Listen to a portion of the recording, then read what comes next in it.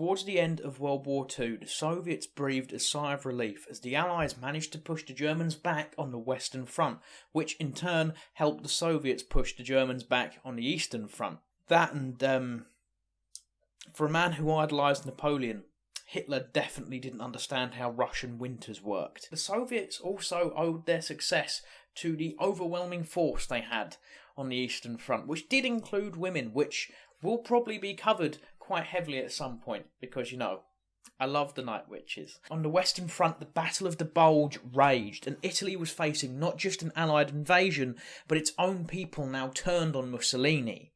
If you want to check out more about that, you can watch my video on smoking snakes. Shameless self-plug. However, sometimes it's not the large-scale battles of World War II that make it such an interesting conflict to study. Sometimes it's the smaller stories that really do make it interesting, and we started these small collection of 4 videos on the 2 world wars in the air, and we're going to finish the same way, but this time there is no helpful German pilot. There's just 2 B-17s flying piggyback.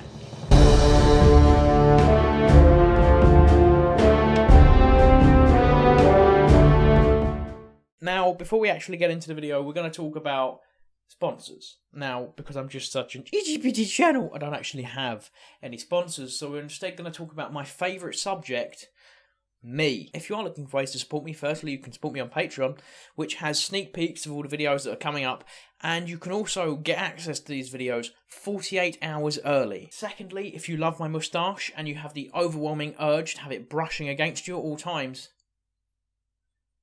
you can visit the merch store and, well, it's kind of self-explanatory. Thirdly, if you really want to, you can check out my awesome book, which is heavily inspired by Celtic mythologies and is in script format, because it was originally written as a script, and all of my writing is in script format, because that's how I write. Lastly, the absolute best way to support me is to like, subscribe, share, and click that bell button, so you know absolutely every time I have uploaded, or if I'm going live in the future. That's helpful. Now anyways, shh! Because Daddy's talking. When Japan attacked Pearl Harbor, America found itself not only fighting in the Pacific, but also across the Atlantic in Europe. Forming the backbone of the USAAF Strategic Bombing Force in Europe was the B-17 and the B-24 Liberator. These planes were used to deadly effect when crippling Germany's war industry. The Germans must have been so pissed off with the Japanese. I'm bringing the party to you. This particular story will follow 2 aircraft, the B-17G, known as the Little Skipper, and the 9 Lives. The crew of the Little Skipper formed in Salt Lake City, Utah on the 5th of May 1944. They would leave the US on the 16th of August 1944, arriving in Valley, Wales on the 19th of August 1944. The crew was originally assigned to the 95th Bomb Group on the 6th of September 1944, however was forced to transfer to 100th Bomb Group on the 14th of September 1944, as they had lost 12 aircraft just a few days before on the 11th of September 1944. All was fine and dandy until 4 AM on the 31st of December 1944. Yes, New Year's Eve. The crew received a call for a maximum effort mission, which essentially means all available flyers. Maximum effort. They would take off from Thorpe Abbotts, England. However, this mission couldn't have come at a worse time, as the pilot of the Little Skipper, Lieutenant Glenn Rojohn, and his co-pilot, Lieutenant William G. Leek, were both scheduled for leave as they had flown 6 missions back to back, being called in for overtime you weren't expecting. I can relate.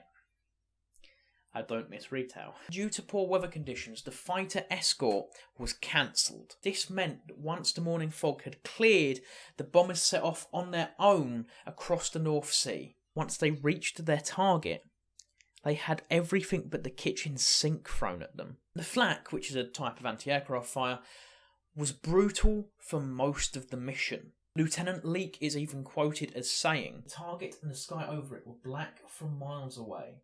The flak was brutal. We flew through flak clouds and aircraft parts for what seemed like an hour." The The flak was so thick at times that the little skipper's navigator, Lieutenant Robert Washington, couldn't actually tell what way they were headed once they cleared the coastal flak batteries. Washington is even quoted as saying, "We turned west and skirted the flak area by flying between Heligoland and Wilhelmshaven." Apologies for any mispronunciations there. The flak was heavy as we crossed the coastline. I'm not certain whether we headed northwest between Bremerhaven and Cuxhaven, or due west over the little town of Ulrich and across the coastline near Norden. Apologies for mispronunciations. The surviving planes spent over an hour flying through flak on their way home. The planes still have no escort to protect them as the flak covers them in darkness and obscures the sky. In the business, we call this foreshadowing. The crew of the little skipper find themselves desperately trying to avoid plumes of smoke and explosive fire that bursts all around them. It's a tense moment as every B-17 is in the exact same boat. Finally, however, they do manage to reach the North Sea. But they're not safe yet. The flak subsides as they fly away from the coastline and the planes begin their journey home. However, the B-17s find themselves slowed by an incredibly strong headwind, which they may or may not be flying into because of some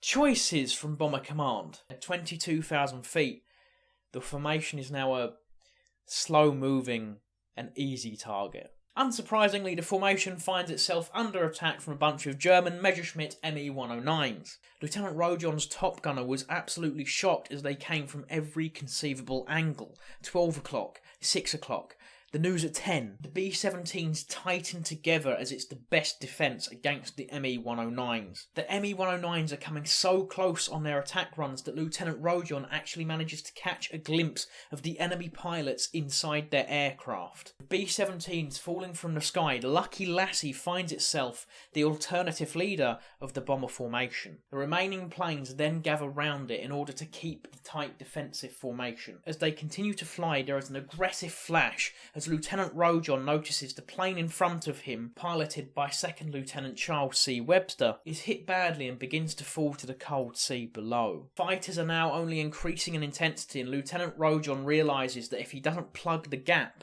more planes are at risk. He bravely pushes his plane forward in order to fill the gap. However, flying below the little skipper is the 9 Lives, piloted by First Lieutenant William G. McNabb and Second Lieutenant Nelson B. Vaughan. The 9 Lives then also moved forward to fill the gap, however, is itself hit. The 9 Lives does remain airborne, however both the pilot and the co-pilot are killed, so the plane begins to drift upwards. A couple of seconds later, Lieutenant Rojohn looks at Lieutenant Leek as the little skipper begins to shake violently. The little skipper suddenly lurches forwards and it takes both men pulling back on the stick to level out the plane. Quickly, the two men realise that their aircraft has collided with another, and for lack of a better term, the two planes have merged.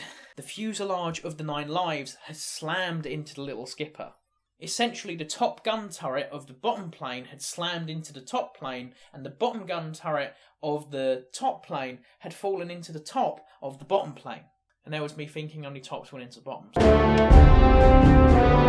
The 9 Lives actually had its tail slightly to the right of the little skipper. This gave the appearance of the two aircraft being locked together like dragonflies, Lieutenant Leek would later state. The ball turret gunner of the 9 Lives found his turret locked at the 9 o'clock position. He had to use his hand crank to position the turret in such a way that he could leave it and get back into the aircraft. That's what she said! Once he was inside the B-17, he found the little skipper's ball turret inside the roof of the 9 Lives. The problems weren't too immediate, as the little skipper had 4 functioning engines and the 9 Lives underneath had 3 functioning engines. But the collision begins to cause serious trouble as the broken engine of the 9 Lives catches fire. This, accompanied by the collision itself, damages the hydraulics and the electrics of the little skipper. Lieutenant Rojohn, try as he might, fails to dislodge the 9 Lives and, thinking quickly, turns off his engines to avoid further damage, making the difficult decision to turn back to Germany. This is because as the two planes begin to lose height, Lieutenant Rojohn realises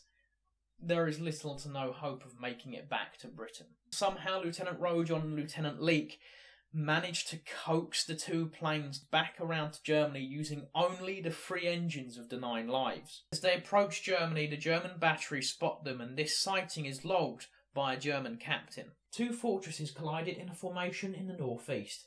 The planes flew hooked together and flew 20 miles south. The 2 planes were unable to fight anymore. The crash could be awaited, so I stopped firing at these 2 planes. With no ability to land, Lieutenant Rojohn kept his plane steady for long enough so that his crew could bail out. 6 men would bail out of the Little Skipper, and Lieutenant Rojohn would turn to Lieutenant Leek and order him to bail out as well. Leek refused the order, knowing it took both of them to keep the plane level. Before actually bailing out of the Little Skipper, the crew made efforts to save Staff Sergeant Joseph Rousseau, who was still trapped in the ball turret. Try as they might, they could not budge the hand crank on the outside of the turret and realised they had run out of time. Navigator Lieutenant Robert Washington would watch from his parachute as the 2 planes flew tangled together with increasing speed towards the ground. Both pilots said their prayers and pulled the control wheels all the way back to their chests with their feet on the control panels in a desperate attempt to deliver some kind of landing. Upon impact, the 9 Lives was completely obliterated, which actually saved the Little Skipper. However, the Little Skipper shot forward and its left wing slammed into a wooden building, causing the plane to shatter. As the cockpit and one remaining wing slow to a halt, a German soldier walks towards the wreckage. Lieutenant Glenn Rojohn and Lieutenant William G. Leek were absolutely fine and surrendered once they left the aircraft. The German soldier who found the 2 pilots actually saved Leek's life by slapping a cigarette out of his hand as he tried to light it, because Leek hadn't noticed that the one remaining wing was covered in oil. My guy very nearly survived all of that just to die as a Katniss Everdeen cosplay. Once the captured pilots surrendered, they were forced to undress and submit to a search, then shoved in a truck as the Germans searched the countryside for more survivors. Once everyone was captured, they were thrown into a damp and dark building. A German captain would visit them and begin barking orders to his soldiers in German. Lieutenant Jack Berkowitz, navigator for the 9 Lives, partially understood this to mean, if they move, shoot them. Once he heard this, he passed out. Understandable, mate. Germans in this area didn't normally take prisoners. However, in this case, they were terrified because the 2 planes wedged together, to them, looked like a new top-secret weapon. Lieutenant Berkowitz even ended up being taken to an interrogation centre and forced into solitary confinement. Eventually, however, he was transferred to a prison camp on the North Sea when the Germans realised that the Americans weren't actually trying to build a Megazord. Sadly, not everyone survived. But, as mentioned earlier, 6 people from the Little Skipper did manage to bail out, as well as 4 people from the 9 Lives. The fact that anyone survived this incident is insane.